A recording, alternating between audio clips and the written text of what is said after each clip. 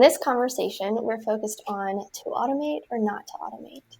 Automation is a big topic in the online business space in terms of automating things to create a better client experience, automating things to save you time, among many other things. However, when does it make sense to automate and when does it not? We're going to dive in that today. So Megan, to kick us off, I wanted to ask you, how would you define automation in the context of online businesses? Ooh. Automation for me is anything that can produce a human error. I try to make that some type of technology automation because I think human error is usually something that's a very repetitive task, a lot of like data entry type of stuff, and nothing is worse than finding a problem because of a mistake that you made while typing something in that could have literally been automated and like done instantly with AI or any type of technology that could have done it for me. I don't know why we're not doing more of that. Yeah. I love that you mentioned data entry because the reality is we all use a lot of different platforms, a lot of different tools. And we have data that needs to be in all of those. And sometimes it's repetitive data. And trying to manually type in something from your CRM to your bookkeeping software creates room for human error. But if you can integrate the two and automate that data transfer, there is like no room for error because the technology itself is literally just like copy pasting it over for you. Like not even on the topic of like saving time, it literally reduces error. Yeah. I love how you put that as like kind of your definition of automation, because I think a lot of times people get hooked on how automation can save them time. But I think it's often overlooked that automations can also reduce errors and in turn save you time having to fix something later. Like it still kind of falls into the time thing, but it also saves you from that like kind of humbling moment of like, oh, I like did this wrong. Let me backtrack and fix it. Is more frustrating than when you're like, oh my God, this is my fault. Yeah. So now I'd love for us to dive into why automation matters in our businesses and how this can be such a game changer for us, especially as solopreneurs or small teams. Right off the bat, I want to say that it is for product-based businesses, there are so many ways to automate things, and there are so many ways that we can reduce the human error that happens, and like we're not doing it enough. Because one of the biggest reasons in products specifically, if you're using Shopify and if you're doing like a print on demand style of a store, one of the most frustrating things is that you can't always put all of the same products in like the right product place. And what happens is if you don't actually then you have to do a lot of things manually if you don't have the right tool, which goes back to like making sure your tech stack is what you need it to be. But a lot of times in product stuff, we don't realize we have the wrong tech stack before we get into scaling and growing. And at that point, it's like, well, what's going to be the easiest way to do this? And a lot of times automation is the key, but automation doesn't always integrate correctly with your tool. And so one of the things I see all the time is when the automation doesn't work, you then have to go in and copy and paste SKU numbers and pricing, and you have to make sure that your percent profit is matching on every single variation. I want you to imagine doing this with a t-shirt that has 5 different colors and that also has sizes from small all the way to 3X. Yeah, that's a lot. That is a lot of room for mistakes. And what happens is if you mess up one part of that, like one part of the data entry, you're going to have a return. Yeah. Because you sent them something that they didn't order. Yeah. Yep. And it's like, why does this matter so much? Because it is literally your bottom line. Yeah, 100%. Yeah. And it's like, I love that you specified for product-based businesses because you do a lot more in the product space than I do. And I work with a lot of service-based. and a lot of automations and integrations that happen in both types of business structures. And so while I'm not as well versed in that, I did branch out into, selling some products this year with the launch of the Visionary Vault for my digital resources. And so I went from being super knowledgeable and experienced in the realm of automations and integrations for services and like that like person-to-person interaction of like delivering a service to having to learn about Shopify and all their apps and all these things. And so like I had planned my tech stack for an agency because that's what I was building originally. And then we chose to launch all of these tools we had built out over the years. And now I'm having to like adjust my tech stack to make sense for both because now I'm both service and product. And so like I remember talking to you one time, I was like, I use MailerLite, the funnels and stuff, and it have worked great for like these random lead magnets on my website for service-based people, but it doesn't integrate with Shopify well. So now I have to like consider a migration to a new email platform that can serve both because I'm not about to be manually moving people who buy a product in our shop into MailerLite, and the integration that they do provide is very glitchy and not good. And so I also don't want to risk me thinking a customer's dropped into some sort of funnel and they haven't, or a customer dropping into the wrong one. Yes. I think also like in terms of funnels and closing sales, like from the service side of running a business, automation is really important because it can create the instant gratification that we as consumers want.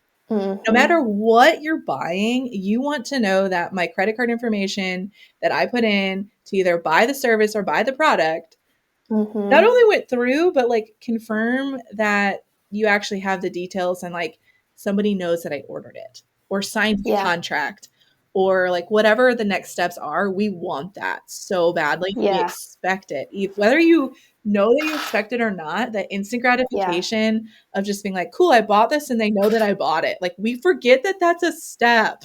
Yeah. And especially in the service-based realm, I think that a lot of people think it's more okay to have that delay. But really, like as consumers, even if it is me purchasing a service, I still want that immediate, like, kind of validation. Like, okay, yeah, the card went through. Or, yeah, I accepted the proposal. Let me sign now because I don't want to lose, like, my spot on your timeline or whatever. And I also think that, like, an automation doesn't have to be this like fancy thing that involves Zapier connecting it between different things. And it doesn't have to be this like literal thing marked as automation within the platform you're using. So for example, in a CRM, there, depending on the tools you use, there's one that we've been testing out this year called Bloom, and they have something called booking links, where you can essentially build out a form where it's a combination of like a lead inquiry form and them immediately being able to select a package, pick their start date, sign, and pay. So it's the full like kind of sales process in one form. I didn't have to build that out as like a automation type of thing. What I did was I built a form that included pages within it for you to book, but that automates the sales process. Yeah. So it doesn't have to be fancy and like super like complex or creating some sort of like flowchart style thing that you see in a lot of like automation builders. Like if it removes manual work on your part, it's automated because you don't have to think about it. So like I've been on sales calls before for our systems audit, and on the call send them that instant booking link, and before we log off they have now signed, paid, and picked their start date. And I now get off the sales call and I don't even have to think about sending a proposal because the proposal was me talking to them face to face, and that link automated the process of them coming on as a client. That's beautiful. What a cool feature. Yeah, and I don't see that in a lot of CRMs. Like a lot of them require you to go in and like create it within some person's contact profile and then send it and da. But like this booking link, the first page just asks for their name and email, and then it takes them through the automated sales process. And it's like they don't mind putting their name and email in. Like it doesn't have to be something sent to them that already has their name on it. Gosh, that's really cool. Yeah. I think that like going back off of that, of just like your time. Saving time, I think, is something that we don't realize, like all of these little steps that we feel like we need to do, and like, to close the sale and to Mm-hmm. create the experience that we want our clients and customers to have. A lot of that is due to automation. And Mm-hmm. I think if we forget or neglect automation, then our work-life balance also is very strongly directed, and we don't realize Yeah. that it's because of not using our technology right. Yeah. Yeah. And it influences our work life balance. It influences the experience we're providing to the client. Um, it all around, by choosing to use automation and not neglect it, improves things for both us and for those who are trying to work with us. Yeah. Yeah. Yeah. And we started to kind of touch on it a little bit, kind of within the theme of what we were talking about with some things we've automated. But, what makes sense to automate and what doesn't? Because I've seen people pour hours into trying to figure out how to automate something. And then when I challenge them on it, I say, okay, but why?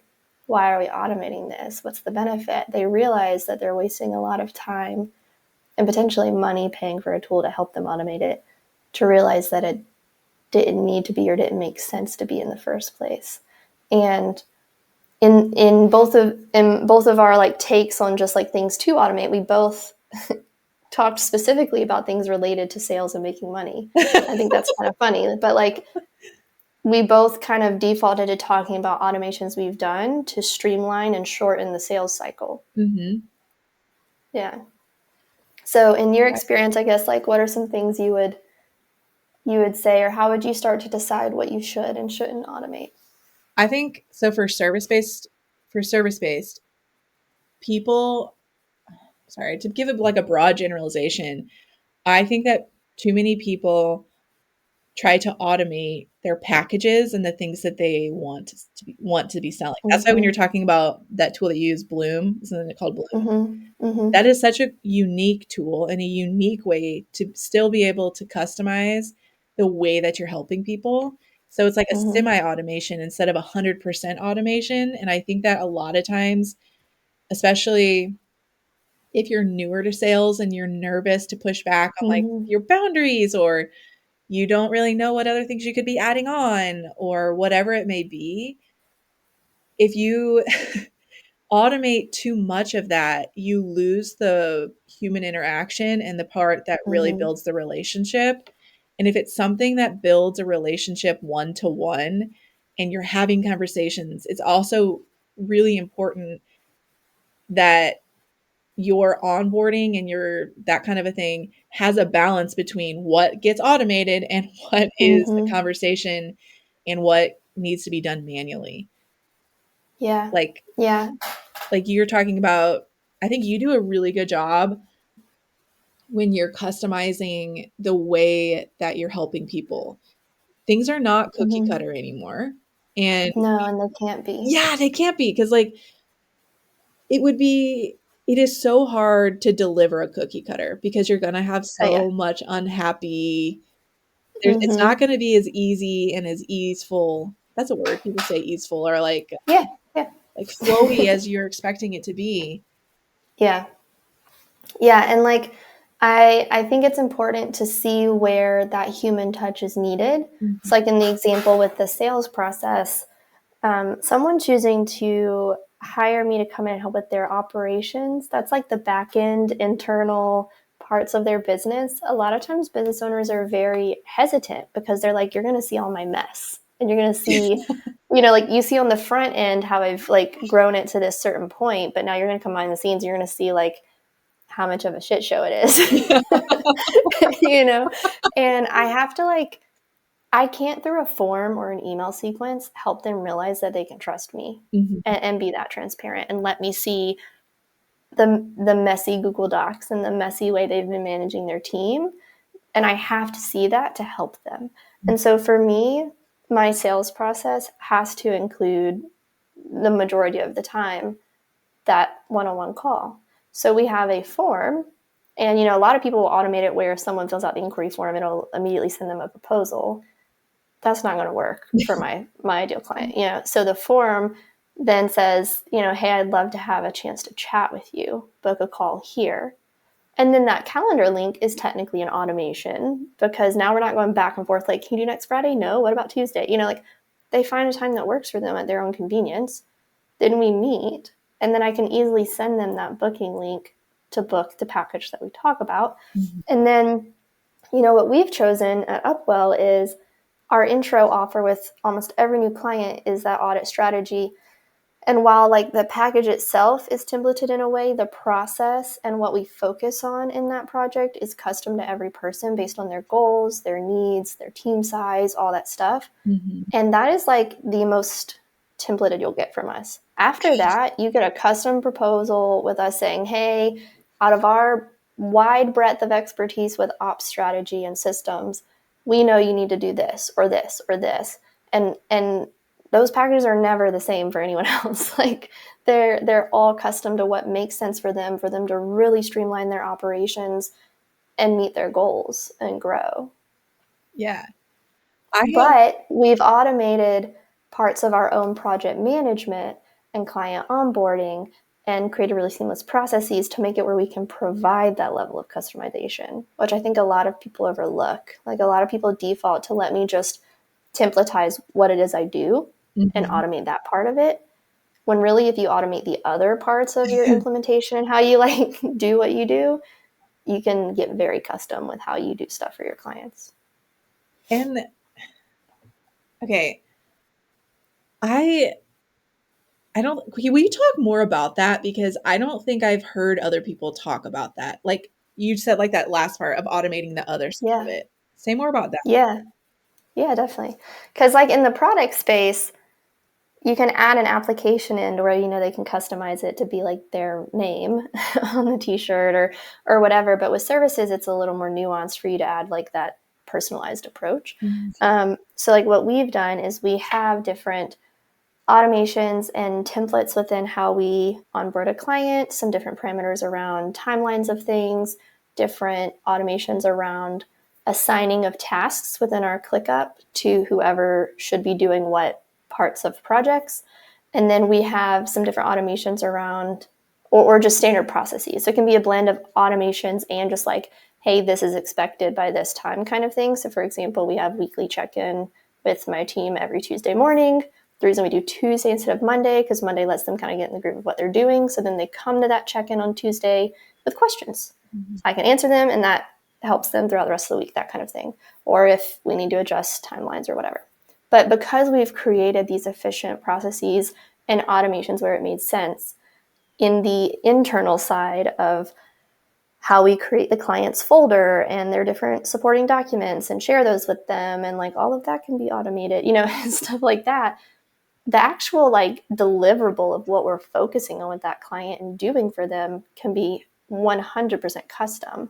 Now it all still falls under the umbrella of operations, and our core focuses typically fall into something related to your client management, your team management, or your data management. Like there's like these buckets, but the actual projects we're doing for them are completely custom to what makes sense for them. Well, okay, so when you're doing that and you're building it out, at what point does automation become more of like a hindrance than Mm-hmm. actually producing the product, like the end result that you want? Yeah. So like for us, if a client signs their contract for the next project we're doing with them, we have an automation to help with creating their client folder in our drive, sharing that folder with them, all of that. It would be, in probably 85% of the instances, a hindrance if we were then trying to automate the creation of some sort of documents in that folder. Ah. Because trying to define what documents or like templated tools we know we'll be using for that project would be so nuanced, because like we might be helping this person with team capacity planning, which is under that team management umbrella, but then this other person we might be helping with literally outlining the roles and responsibilities and org chart and all of that. So we wouldn't want, since they're both under the team umbrella, we wouldn't want to like have the team capacity planner automatically added to their folder for us to utilize in one of our sessions, like things like that. And so like automating too much too quickly. Yeah, or like, does it really make sense for me to build out 50 automations to look at and filter and do all these if thens to save me 30 seconds to click copy on a template we have? Like, no, it doesn't make sense.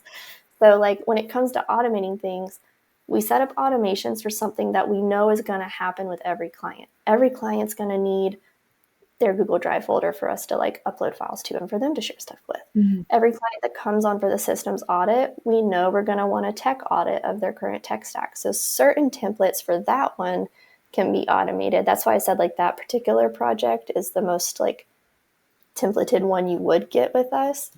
But like within that one, we let the client pick 3 core areas of their business or like core systems within their business they want us to focus on that we like we'll write up like detailed SOPs or recommendations for or whatever. And so all of those are different. Like we might have a client who's like leaning heavy on the SOP part. And so they're getting like 3 really detailed like SOPs. And the reason I say detailed is because it's really like that one SOP that is like 8 processes within it because it's for that core, like bigger process. The pillar. But then like one other client we had, she needed that for like 2 things, but for another thing, she really just needed us to outline what the structure of her ClickUp should be. Oh. So we did that. Like we weren't writing a massive SOP around project management. She just needed to figure out how to start to organize her projects and her tasks. And so we have automations where it makes sense. We have templates to help kind of get us started or in the right direction, depending on kind of what we're focusing on. But those all then get tweaked and edited because of the level of high-touch customized work we do. Mm-hmm. Now, if you were doing a copywriting agency, you'd probably have some automations in place based on if they booked you for a website or email or whatever it is.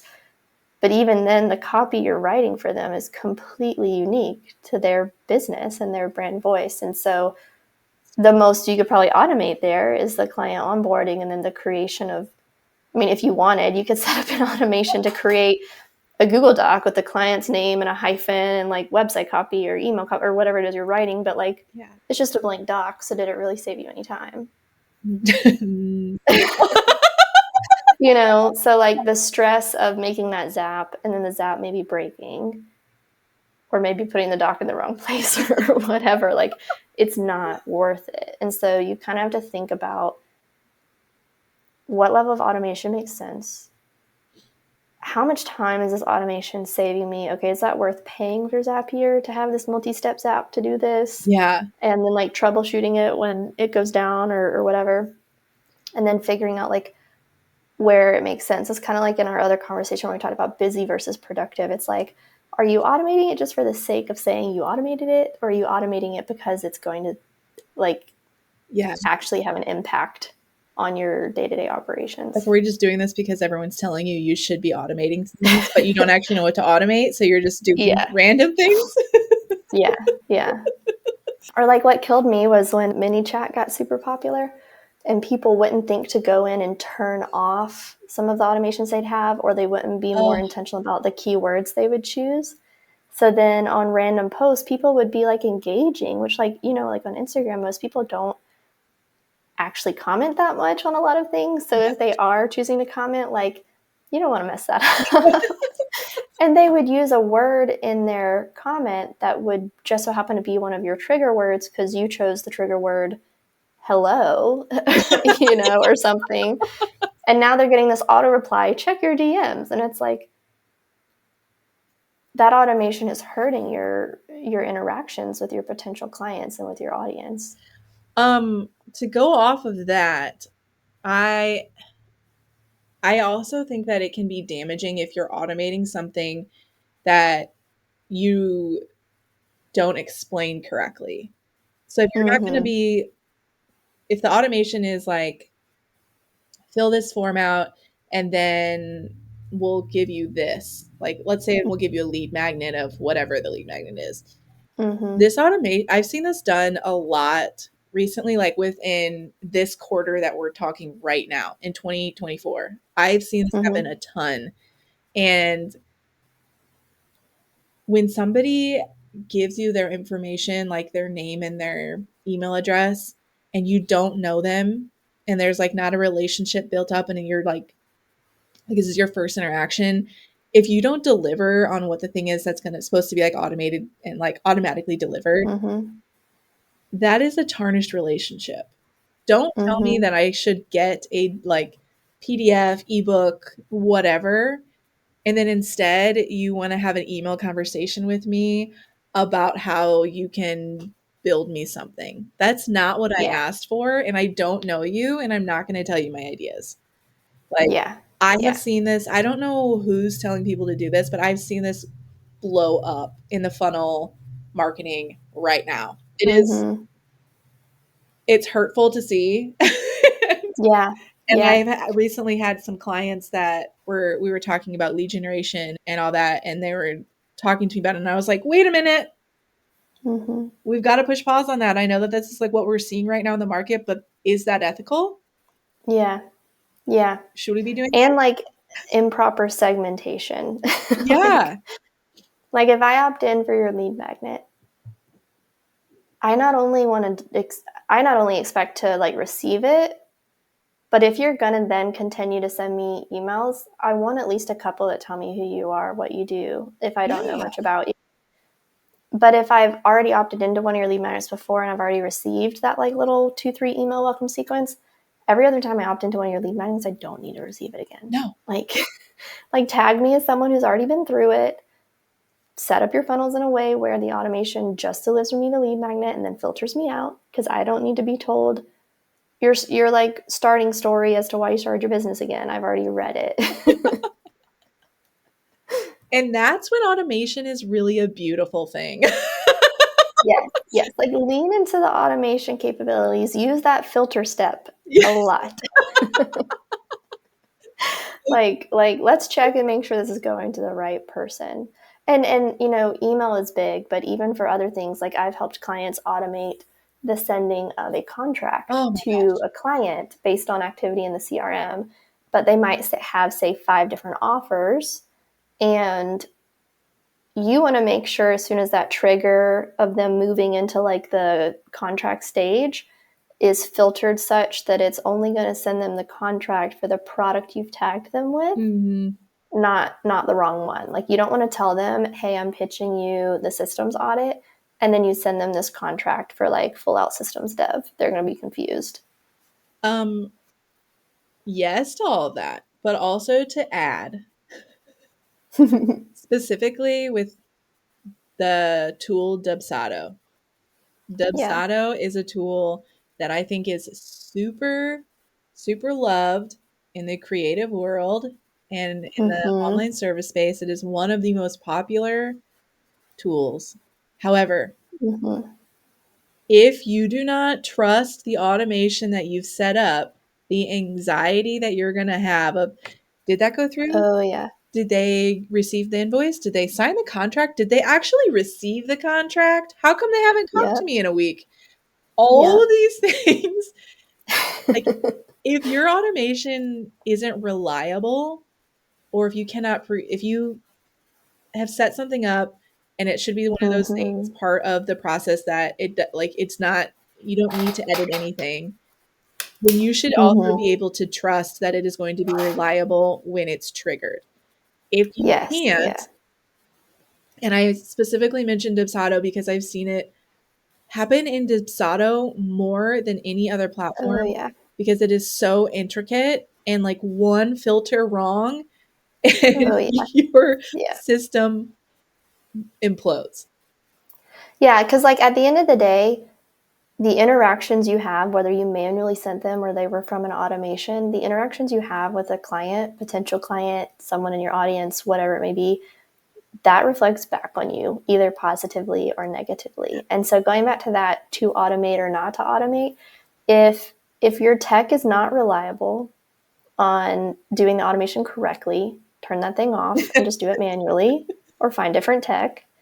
If in the setup of the automated workflow, you're not quite sure if you've done it right, test it, and test it again before you turn it on and make it active to potential clients. Because the last thing you want to do is to automate something, think you did it right, did it wrong, and then create a negative impression on a client. Yeah. And Yeah. also when you automate and like you're testing things, you're sometimes, depending on what platform you're on, the automation will have coding in the actual email. And so sometimes your email is going to look really beautiful and it's going Mm-hmm. to fill all of your spots that you're like, put the name here, put the date here. All that's going to look Mm-hmm. so beautiful. But there are other times where your sentences are going to be like hacked in the middle. So it doesn't go Yep. all the way over and it is one of the things that irritates me the most because when I receive an email like that, I know that they, as a business Mm-hmm. owner, did not check their system, their automation, and that immediately makes me wonder, what else aren't you checking? Mm-hmm. Yeah. Yeah. I think that also falls back into like what should we automate, what shouldn't we automate, and like for me personally, I trust automations. I set them up for people, but I also Yes. really know the value of that like one-to-one interaction with people. And so where I chose to focus the bulk of my automation efforts initially was with automating my own like task creation, my own internal operations, my own like stuff with my team, because my team is going to be way more forgiving than a potential client who's about to pay me thousands of dollars. And so we do have some client facing automations, but initially where I focused the most was those internal behind the scenes automations. That's like training wheels almost. Yeah. I Yeah. really, this isn't about automation, but I really believe in learning quietly and expanding quietly and testing quietly. And so when I do Mm-hmm. come out with, hey, I'm going to do automations and I can really like make a bang-in process for you, make your Mm-hmm. life so much easier. I can do that because I'm speaking like that I'm you, but like I'm like I could do that because I've Yeah. done it Yeah. so much on the inside. Like this is something I live in, I breathe, and I walk the talk. And Yeah. that shows so much. Yeah, and if we're building out a platform for a client that I've never worked in before, I don't try to hide that because transparency is important there. I'll say, "Hey, I've never used Coda, but based on my research, this looks like it will be the best tool for you based on your goals. Mhm. Are you okay? Kind of like we might be making some changes as we roll it out, and are you okay with it being a bit of a learning process for both you and me because this is a tool I've not used before." And when you come at it with that, like they're usually so understanding. Now, if you try to hide it and act like you already know this thing backwards and forwards and then things aren't working right, they're like, wait a second, what's happening here? I feel like the transparency part is is really key because Yeah. when you do make mistakes, there's a lot more grace that happens there.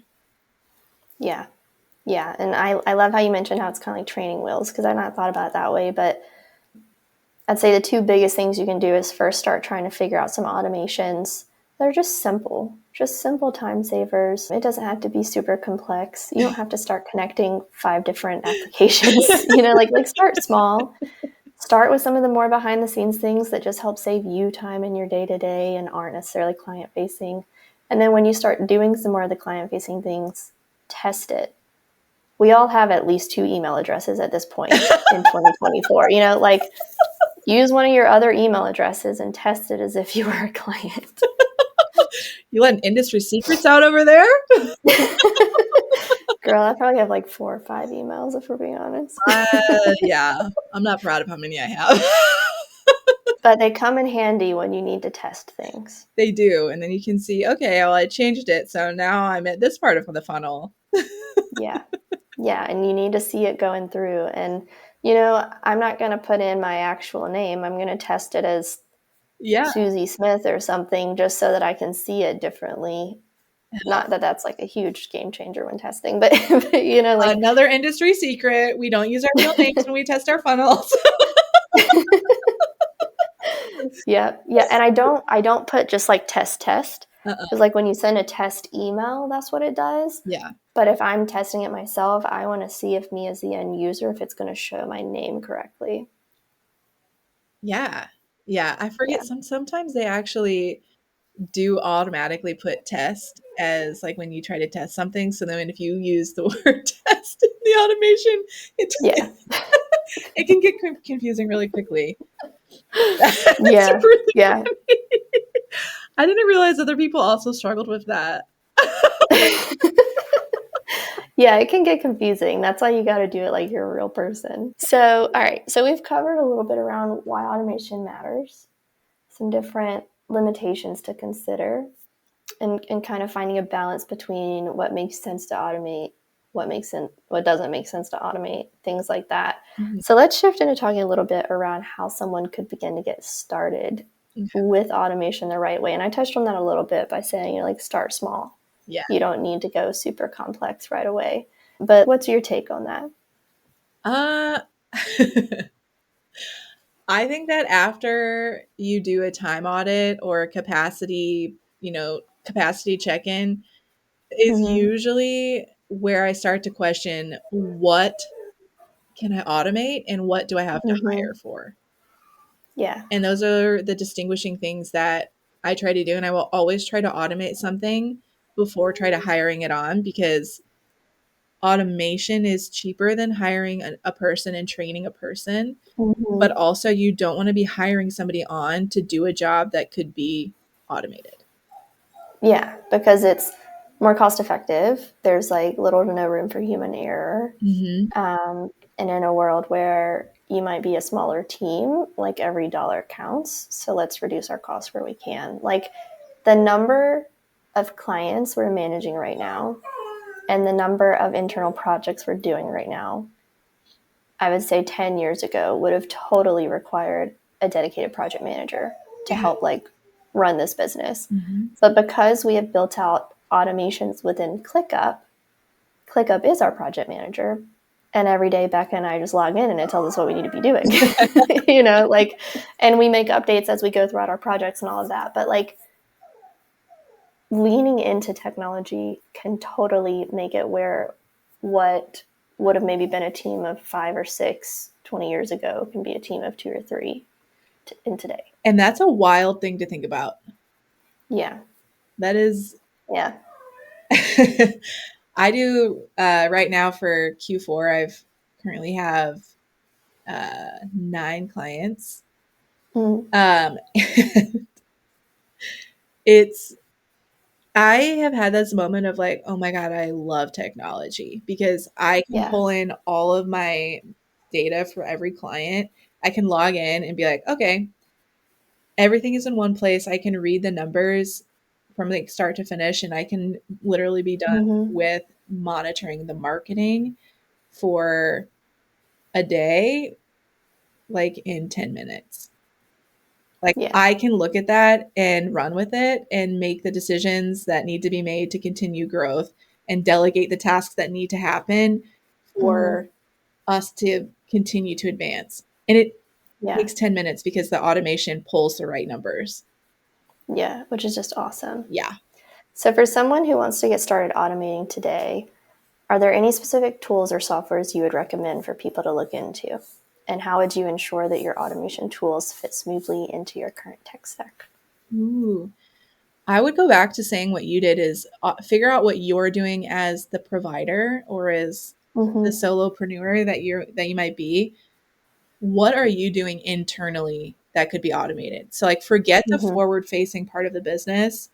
What can you do to get back your own Mm-hmm. personal time that then can create the time for your hobbies, the time for your life, the time to be living? Mm-hmm. Because once you take a little bit more off your plate, Yeah. I think you're just going to be in shock. And the way I would do that is I would make sure my project management tool made sense Mm-hmm. because there are ways to automate what you should be doing every day.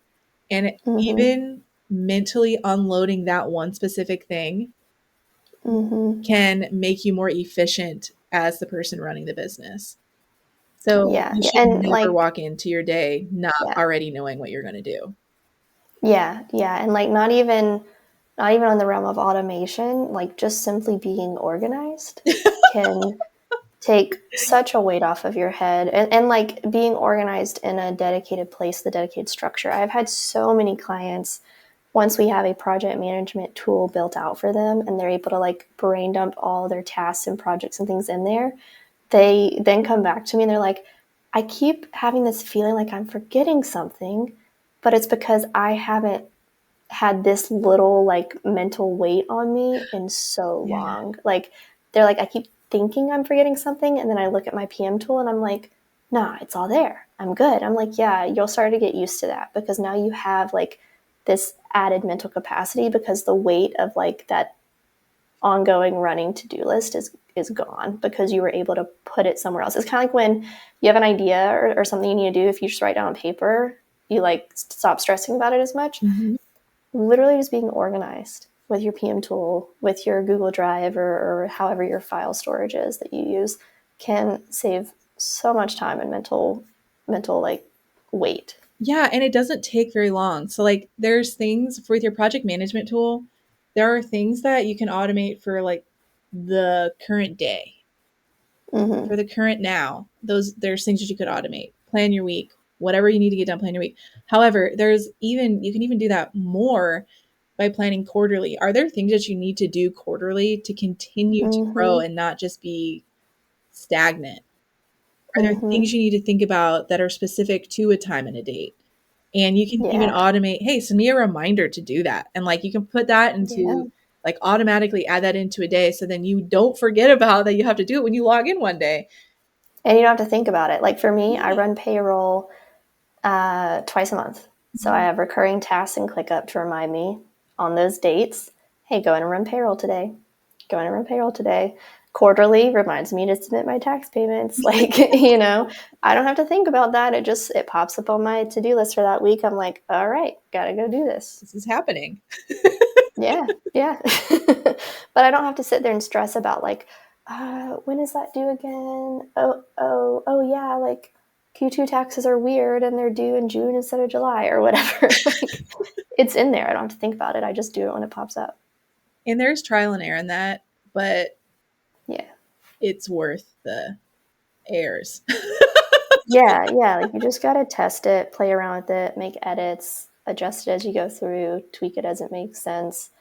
And it's really nice when some of those recurring tasks you get to change who they're assigned to someone else and let them handle it. But the fact that they're there means that the balls aren't going to get dropped on something. Yeah.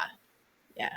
Yeah. All right, so let's wrap this up. I feel like we talked about so many things with automation and not automation and how we can apply it to the business and different Mm-hmm. parts of the business that are forward facing and backwards facing.